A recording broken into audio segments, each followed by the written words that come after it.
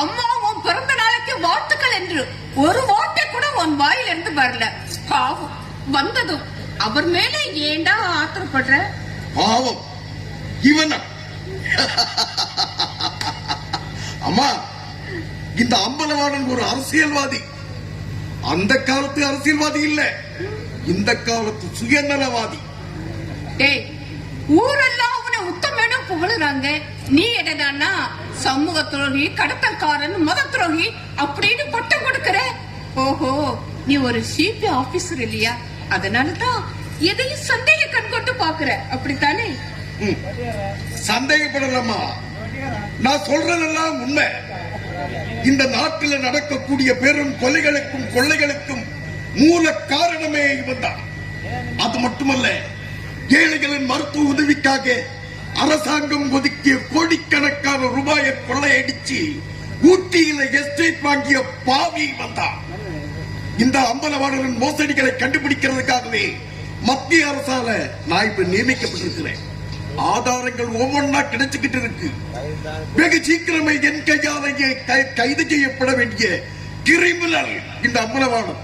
அதனாலதான் அவன் மகன் ராஜாவுக்கு என் தங்கச்சியை கல்யாணம் பண்ணி வைக்க கூடாதுன்னு சொல்றேன். இத பாருப்பா, ஆதாரம் எல்லாம் கிடைக்கட்டும், அப்புறமாக பார்க்கலாம். அவசரப்படணும். இத பாருப்பா, நீ சொல்ற மாதிரி அந்த அம்பலவாணன் ஒரு சமூக துரோகியாக இருந்தால் அதற்காக நீ என்ன நடவடிக்கை எடுத்தாலும் சரி, அதுக்கு நான் குறுக்கே நிற்கவே மாட்டேன். ஆதாரம் எல்லாம் கிடைக்கட்டும், அப்புறமா பார்க்கலாம்ப்பா. நான் சொல்ல வேண்டியது சொல்லிட்டேன். அப்புறம் உங்க விருப்பம்.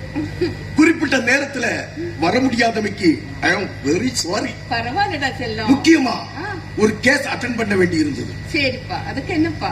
உங்க பிறந்த நாளுக்கு என்னோட வாழ்த்துக்கு. இந்தாங்கம்மா என்னோட பிறந்த நாள் பரிசு. அப்பா, ரொம்ப அழகா இருக்கே.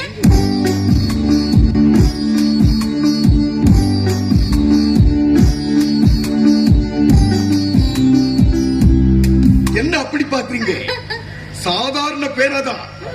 ஆனா இந்த பேனாவால எத்தனையோ தீர்ப்புகளை எழுத போறீங்க. அந்த தீர்ப்புகள் நியாயத்தின் அடிப்படையிலையும் தர்மத்தின் அடிப்படையிலும் தான் அமைய வேண்டும். என்னைக்குமே அநீதிக்கு துணை போக கூடாதுமா.